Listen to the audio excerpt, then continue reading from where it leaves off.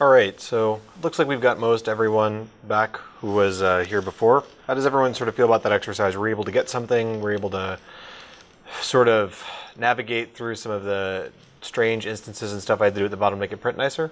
Chris? I think I got it. It's a small formatting thing, but if you change the log show Mm-hmm. in the main function to a log, it doesn't have the string escaping. Good point, thank you.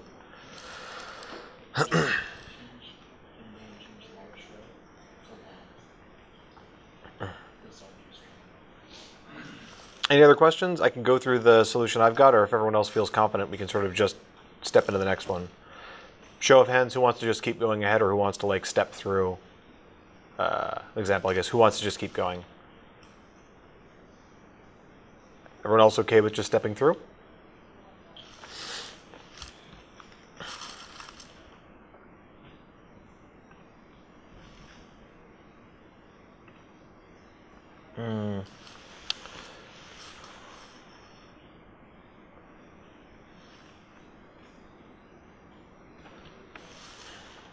Let's see.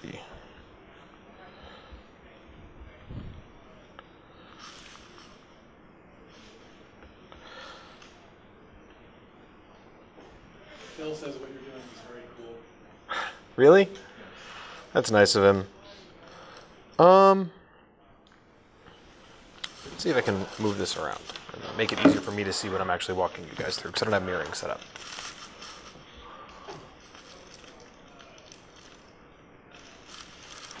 So we're going to view.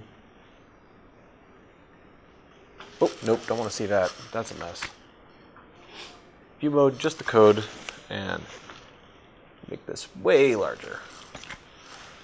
All right, so there's a good chance to maybe kind of walk through some of the stuff that was sort of done in the background before that's still being utilized. First, I just changed it so that there was a backup email new type that says maybe we want to get someone's secondary email address. And then I validate it the same exact way that I validate the normal email address. And then just string it along kind of like I did before as an example.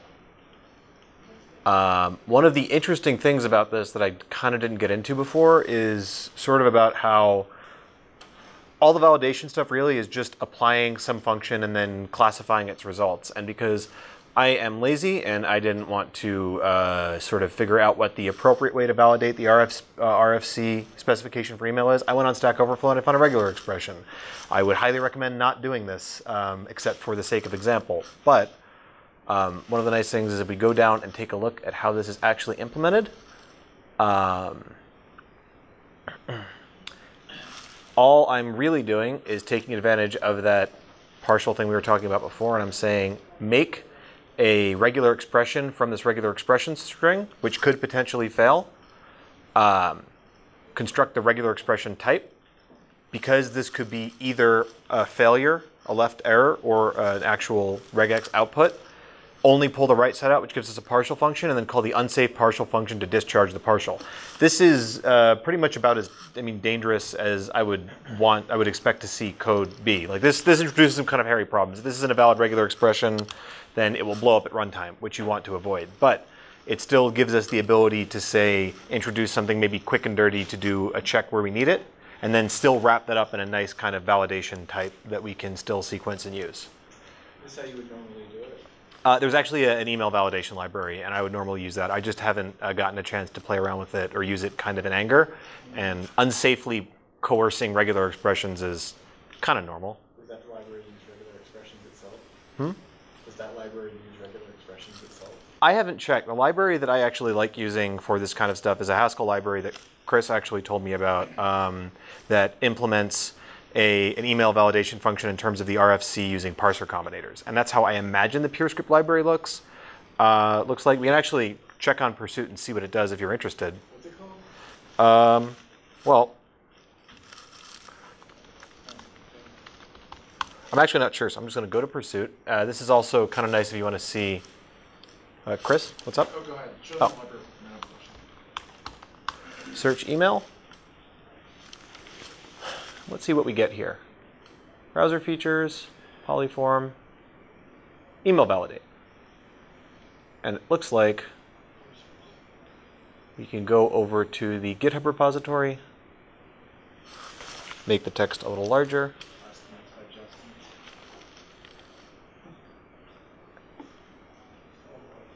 And it looks like he's using parser combinators from PureScript string parsers. So it looks like, I think this is Dennis Gosnell, and he's doing it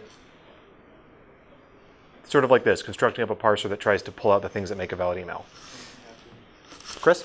So there's a feature in the email validate library in Haskell you mentioned. There's something that the coworker and I needed, and I don't know if we added it or somebody else did, but it's a quasi-quarter where you have a literal and you can validate a compile time anyway. So instead of having a partial function that just drops, nothing or left or whatever, the quasi-quarter can just do that analysis at compile time and then it only fails at compile time. But the literal is in the valid email or whatever, right? Is there a way to do that in PureScript? I don't think it has quasi-quarter to be available. I'm not sure. The only way I can think of is if you were to do some kind of fun type level stuff using the symbol cons things that have come out now, and then reflect the value back out after it's been validated with type level. I think that's the only way you can do it, but I'm not sure. I do know that you don't have, you don't have quasi. So this is another big distinction between PureScript and Haskell. You don't have metaprogramming in PureScript. You don't have quasi-quoters. You don't have template PureScript or anything like that. If you really want to do any kind of metaprogramming, you're encouraged to do it using generics and at the type level. Not at all, or with CodeGen if you absolutely have to. But the community tries to shy away from advocating for CodeGen. And the language itself is adapted quite nicely to admit a whole lot of solutions that don't require metaprogramming, so that's kind of nice.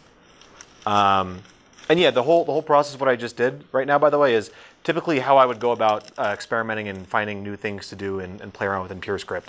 If I have a keyword or a thought I want to check up on, I'll go to pursuit.purescript.org. I'll search for the keyword or the type signature, much like you might do in Hugel for Haskell, and then I'll just kind of poke around in it. I'll either look at the documentation or I'll go right to the GitHub repository and see what's up. And most PureScript stuff tends to find its way onto Pursuit, much like most Haskell stuff finds its way onto Hackage, and it gives you a nice way to sort of go through and, get a feel for things. Anyone else? Any other questions? All right. So, yeah, pretty much just the same thing as with the other ones. All of these functions have been constructed earlier, and we're just gluing them together. The validate email from regular expression is nice because once all of the gross kind of partial functionality has been defined below and handled, we wrap it up in this nice kind of validation function that looks like the other ones, and we treat it as if it were any other kind of Boolean test that we can give extra context to. So this tests that the regular expression returns true, and if it does, it gives you the input, and if it's anything else, then it fails, and then you say that this is invalid. And so if we go to the output view, you can see that we've got a whole lot of information about what went wrong. So if it's valid, we have a record with an email address, field, and the string for it, or and the password with the password field with the password, and the backup email with this person's backup email. And if we don't, we have all the errors we encountered. So for invalid email address, we know that the email is invalid. We know why the password is bad. And for the backup email, we have the same type of error, but specific to the backup email address that failed that kind of validation. So the what and the why is all nicely contained in a single place. And from experience, it actually is pretty slick in terms of using this information to construct a well-typed, well-structured error message back to the user. You can start creating functions that transform this to JSON and returning it in a body either to your backend to signal something there, or if you're writing an API to the user to say, this failed for this reason.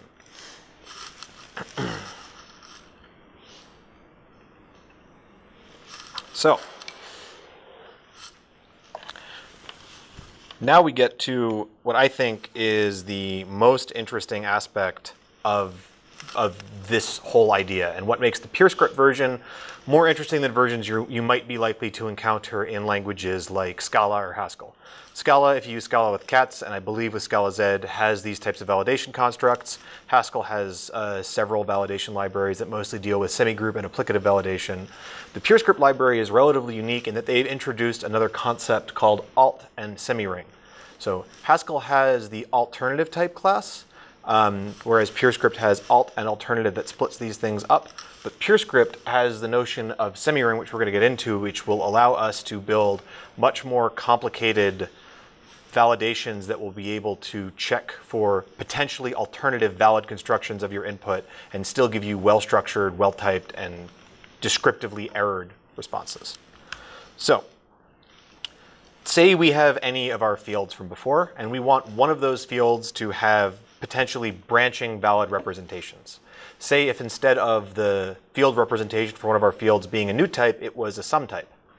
And that sum type was either something like an email address or a username. So how do we want to sort of represent the errors that could be encountered here? Sorry. This? Yeah. So instead of a new type, which could only have one potential valid construction, we say that the type that a particular field in a form could be is a user ID. And that could have two potential valid constructions, either the email address construction or the username construction. The big problem we run into here is that semigroup can't accumulate branching errors. Semigroup just has this notion of appending things together. It's not like super fancy. It's an abstraction that allows you to combine two things of the same type and give you the same type out. So however it wants to do that is how it does it. With non-empty list, it's just appending. I kind of drew this up to sort of maybe give a visualization of what's going on here. But before, with all of the applicative stuff, you were really building a single product out of multiple different steps. With this discard operation, you are validating and then throwing away the result, and then doing that to get the last one, and then keeping that result. And with applicative, you're validating and then adding the results up together to build a product. But the only reason that that works as well as it does is because when you have something invalid, we have one and only one way that those things can be combined together to give you a list of results. And as soon as you introduce potentially branching valid computations, you've introduced the idea that you would want to collect errors from either side while still retaining the behavior of adding all of your errors up for these product type things. And so what we need is we need a more powerful error accumulation type. Semigroup only had one operation, and that's good when we're only doing one thing like adding stuff up in a product. We need something with two operations that can do two things, that can handle adding stuff up to build products, or it can handle adding things up in a different way to validate the different sums of it. And in PureScript, we have this concept called a semi-ring. And what the semi-ring does is it uses addition and multiplication to encode two different ways of combining things that have two different characteristics. So semigroups append is associative. You can do A append B and then append C, and it's the same thing as doing A append in parentheses, B append C, and they're the same thing. But it doesn't know how to distribute things. Semi-ring gives you this idea of multiplication. Multiplication is distributive over addition, for example, which is why they use these symbols, to build up errors such that they can distribute over the potential branches of your computation. So if we can imagine applicative and apply as building up these products in a straight 1, 2, and 3 kind of way to combine it, what we're going to be able to do is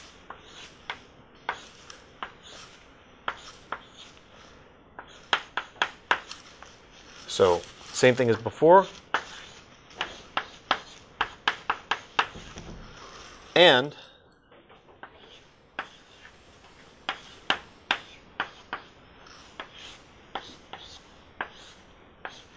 using some mystery type class and operator, we're going to be able to branch that validation out into two potentially valid sides that contain slightly different information depending on what rule was successful. And then you're going to get some combination of things based on that. So, I'm going to kind of run through apply again. This is almost exactly the same as the apply instance for the semi-ring V, or for the semigroup V. The only difference here is that when you apply things, you use the multiplication, or the multiplicative combining operator from semi-ring to add these errors together. And that's because when we're building up these products, we want these errors to distribute over both branches. And that is how you encode distributive combination using semi-ring. But aside from that, it's exactly the same.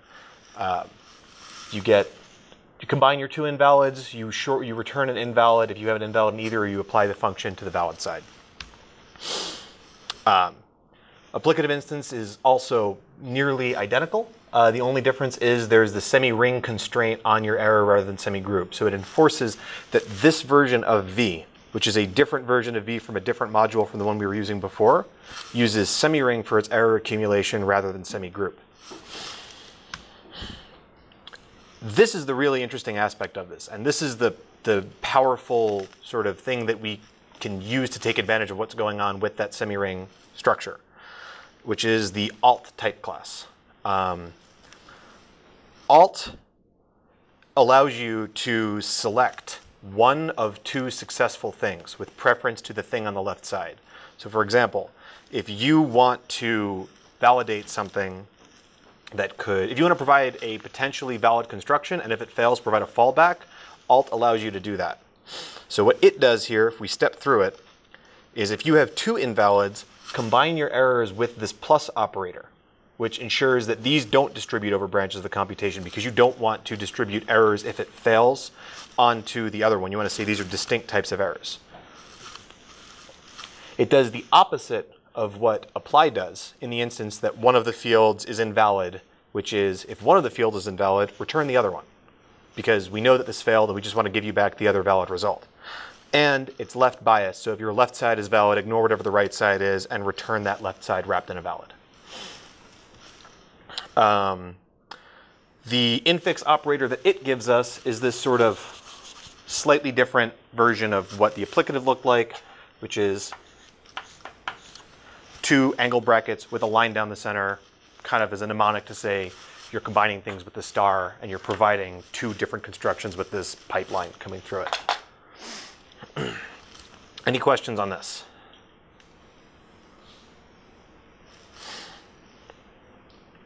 Okay, so we have to change a couple things to support alt and this semi-ring V. First, we can't use non-empty lists anymore because non-empty lists, the encoding doesn't really have a way of handling these different ways of combining errors. PureScript gives you this thing called the free semi-ring, which is a fancy way of basically saying a list-like structure that can handle these two different types of combination operations. And so for validating an email address, really it's almost exactly the same, except that the type of the accumulator is no longer non-empty list. It's this free type, which is our free semi-ring. And instead of using the singleton to wrap something in a single element, we use this free function that wraps it in a singleton of the free semi-ring.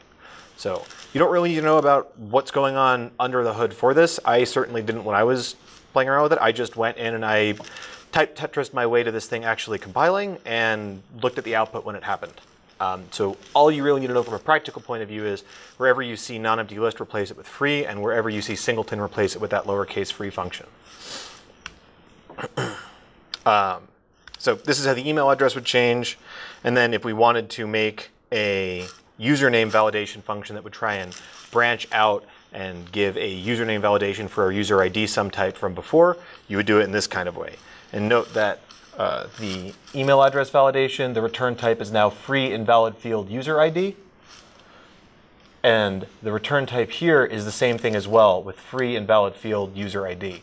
So these two functions both return the same return type, which is what you will need to do to be able to use it with the alt operator, because you can't type change that way.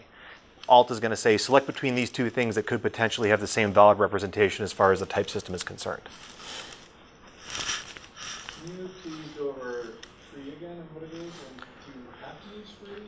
So all free is really is the simplest possible way to express a semi-ring structure. The free semi-ring specifically, it's like saying that the list is the free monoid, although people don't necessarily like to say that. But it's the simplest possible way to construct this thing that you have. So it's free is really just like a differently shaped list that allows you to accumulate distributively and associatively. And I know that's not super clear, and I know that the terminology is much less clear than non-empty list as far as expressing why it's useful. So I don't have a whole lot to help on that end of things. It's okay. I'm just not used to semi-ring. I mean, I would say honestly, just treat it exactly like you would a list. And in fact, because free has a foldable type class instance, and the way that PureScript handles some of these conversions is through the foldable type class. When you want to get something out, you can actually call a function from foldable and then just convert this to an array. So really, you could think of this as an intermediate representation that you want to use to hold all of the ways these things can be validated. And when you want to actually return it, as far as your API is concerned, you can just convert it into an array or a non-empty list or something else like that. I'm terrified of trying to explain this to my colleagues. The way that I would do it maybe is if you want to give them examples, that's really a good way of explaining how some of this stuff is and why, and like how it's practically useful to people.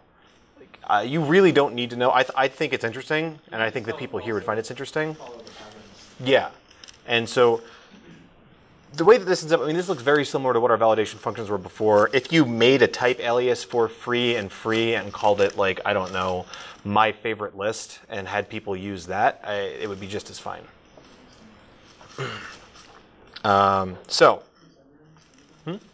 This is the one that's defined as a list of a list of A? I'm just looking up the documentation. Is it defined as a list of A underneath the hood? PureScript's semi-rings? Yes. Yeah, so it's new type free A equals free list A. Yeah, so that actually kind of makes sense because you can think of a semi-ring as, instead of just a single list, like the different operations will combine your things in different ways. So if you have a distributive operation, it distributes that over every element of the list of lists. And if you have just an associative operation, it'll just pick out the list it's supposed to insert stuff in and insert stuff in there. That's kind of what I was wondering too. So like say with your example, say V1 and V2 have two errors, they both have errors, and V3 and V4 both had errors. You kind of have V1, 2, and 3, and a parallel branch of 1, 2, and 4. That's correct. It's So like multiplying two short lists. The first two are like one list, and the bottom two are one list, and they kind of multiply. Or where you multiply 3 and 4 times the previous. I think your first intuition was really good. You have these together, and these are multiplied out over both of these, so your resulting error lists. So you're right, you're going to have two branches, and this is going to be errors 1, 2, and 4. This is going to be errors 1, 2, and 3. And you do get repetition if things fail in this branch, but that's the only way I can think of it. You can generically combine all sorts of these things together. You'd have to handle like deduplication of errors on your own in your error handling function afterwards. The structure really just tries to encode handling both errors on both sides. That sort of makes sense. So this last exercise is a little more complicated than the last one. So I can either walk through this again like I offered before, or you can all give it a shot on your own. I've included instructions in the comments in the exercise itself. But really all this is going to be doing is going through the previous form exercise and replacing non-empty list with free, singleton with free, and then trying to use this alternative operator to provide two different validation functions within there. So do you all want to give it a shot on your own, or I can just sort of live code walk through the PureScript example? I'd say give it a shot. Give it a shot and then Cool. All right. I'm getting a bunch of errors. Yes. So the difference in that module is I have swapped out the import from data.validation.semigroup for v invalid and valid to data.validation.semiring. So the v types no longer line up. And part of this is also you're going to get to follow the compiler and see how you need to change all of these things to work the way you need it to. Fiendishly clever. I mean, it meant that I got to basically reuse the structure of the last exercise entirely, so thanks for giving me that benefit of the doubt.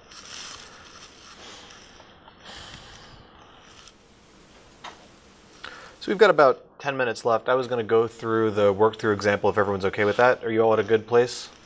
How many people were able to finish it all the way and get something out, and how many people kind of got stuck?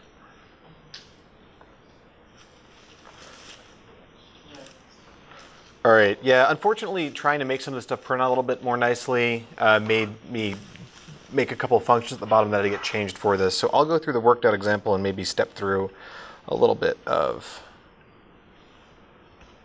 what this was. So let's just look at the code now. So big differences. Importing control.alt up top because we need this operator. Data.semiring.free here to pull in the free semiring and the free constructor. And data.validation.semiring instead of .semigroup. So, big changes. Unvalidated form is the same, except we now use a username field to express that this is not going to explicitly be an email address. And for validated form, it's going to be this user ID. The name could have probably been a little clearer, user ID rather than username.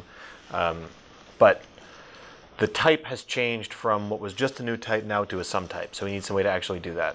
So for validate form, looks pretty much identical. We use free instead of non-empty list, but the structure is identical to the one before. We just have a validate user ID function that passes in the username we've destructured. So how do we actually do this? We have our user ID type and the password new type exactly from before.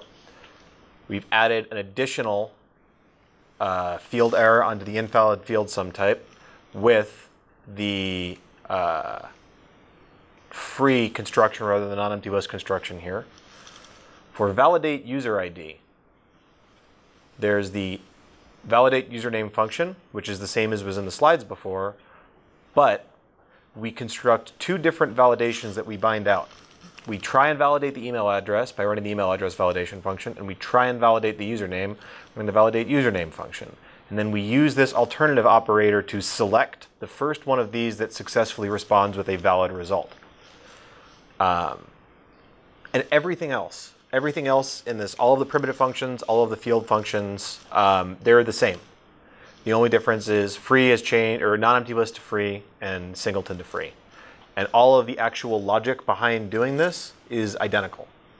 The functions down at the bottom are pretty much exactly the same as well. From foldable to convert it to an array so it prints out a little more nicely, but everything else is the same as before.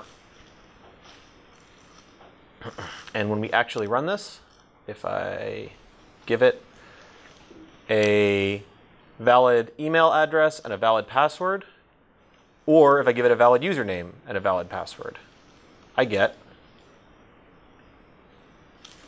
a valid form. This value 0 is because I'm unsafely stringifying the record. There are safer ways to do it, but this is the runtime representation of a sum type in PureScript.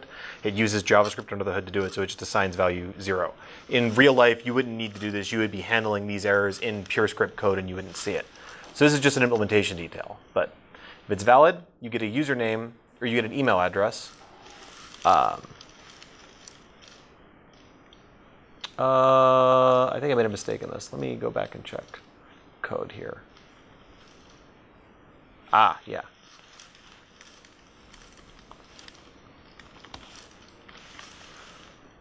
And let's try that output again. There we go. So now we get out my name, Kachmar, in there. And so the form has validated that this is a correct construction for the user ID type. The runtime representation, it hasn't changed, but in PureScript code, this is now using the username data constructor rather than the email address data constructor. And then the password is good. Joe, in both cases, the key is username. That's just because you wrote that way in the record? Yeah, so what we could do to change it right here, and like the user ID and then... Yep, in fact, let's do that right now and see how it fails.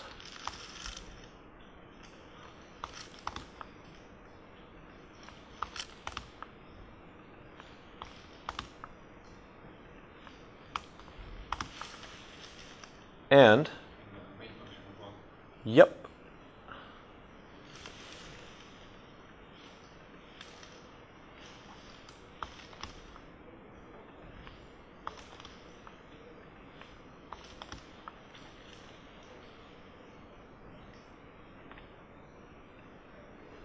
And now it uses user ID instead of username. And so we have now constructed two potentially different valid paths that we could take, and it will gracefully fall back to the correct one if we're provided it. Otherwise, if we have errors in both branches, we'll see that guest is an invalid email address, password is an invalid password, but guest is also an invalid username because it's too short. It's not enough characters as we specified. And so we have a bunch of very descriptive errors saying exactly what went wrong, what field that it failed on, and a I think, nice, elegant way that all of these things could be combined. These things can be arbitrarily built up. You could build alternatives of things that themselves have alternative constructions within them. This is, I think, the way I see this is it's a nice application of the idea that you can boil pretty much all of your programming problems down to sum types and product types. And if you have a good way of expressing how these things should be constructed together, you could pretty much build up anything. Any specific questions on this? Have you gone to the next step, like taking that structure and then putting like the messages on your form, like having the two messages on one, like invalid username and invalid email, and then an invalid. Like I'm thinking how you would break that down back into your view. So what you would do, I don't have an example of this right here, but what you would do down here in the function that I have to print validation, I'm using unv, and in here I am just showing all of the errors, but in this side you would have to write a function that would handle all of the cases that you're responding with. So here's where you would do your transformation to something that could maybe send a message back to your form. And this is sort of where you unpack everything and either handle the valid results by maybe making your form green or putting a checkbox or something by there, or by responding with all of your errors. So if this were maybe in a component in a web framework, you would use the invalid side to send a signal to some other part of the framework saying, indicate this to the user that this is wrong somehow. Make an alert window pop up, do something. Anything else? Okay. So, summary.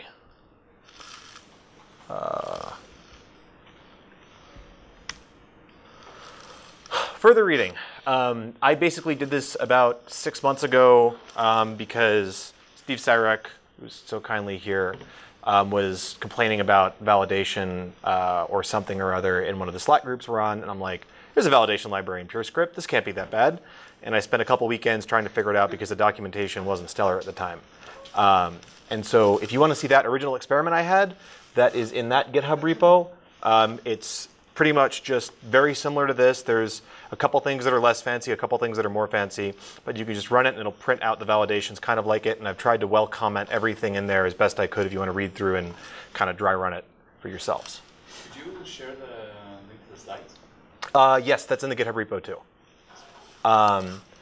If you want an actual production form library in PureScript, there is the awesome PureScript polyform library, which will do things like it expands the constructor to the valid constructor to handle incremental failures. So you can have a valid result, but also a list of errors that are associated with the valid result directly. So you can return both. So if you want to say incrementally validate a form, but also have a list of the form errors that you can encounter, it expands the type a little bit to handle that behavior. It's sort of the same idea as this, just a little more elbow grease has gone into making it ergonomic for web scenarios. And then there is the PureScript Ocelot library by CitizenNet that uses Polyform as a PureScript halogen component if you want to get even more into PureScript and use one of the PureScript web frameworks. And they kind of provide an example for how to construct halogen components using this form library and get some of these nice features. So, main takeaway. This was all specific to validation, but these ideas are not specific to validation. The tuple example here, this is PureScript's tuple syntax. The same thing as what building the validation type up was over multiple potentially failing validations. This is pretty much the builder pattern if you kind of squint at it. You're building an optional result out of optional components. And it's the same exact type of abstraction that we use to incrementally or to build up a validation. Down below, alternative, uses the alternative instance of PureScript's asynchronous effects library to race two concurrent effectful functions and then grab the first one that succeeds. Same underlying abstraction, but the behavior that it admits is this relatively complex behavior. I mean, underneath what this is going to do is it's going to run these two at the same time, and then when one succeeds, run a cancellation function on the other to clean up all your resources implicitly, and you just have that. And I mean, it's still on JavaScript, so it's actually running all of this stuff in a scheduler and trying to interleave computation. And as far as the user's concerned, you just use Alt and you say, give me the first one that comes back. So I think some very nice, very elegant abstractions that are not necessarily specific to what we talked about today that you can use once you kind of have a handle on these ideas. This is like totally off from what you're focusing on. How does tuple handle like a 3-tuple? They're nested. So it's a tuple of A and then a tuple of B. So, a tuple is always a pair, basically. Yes. They have an infix construction, kind of like the Scala Z, like V like this to combine them together, but it is nested. Okay, so mandatory plug for my company. We're hiring. I work at WeWork. The data infrastructure team I'm on uses Scala with cats, and we have used some of these techniques in a project that I'm working on right now to handle validations of like Avro schemas and things like that before stuff actually comes into our system. So I find that this is very practically production value, or has practical value in production. So if you liked it and enjoyed it, we are aggressively seeking new people that want to write Scala, because that's rough. All right, any questions? I think we're just about out of time now, so thanks for coming, and I appreciate you sitting through this talk and going through all of it with me.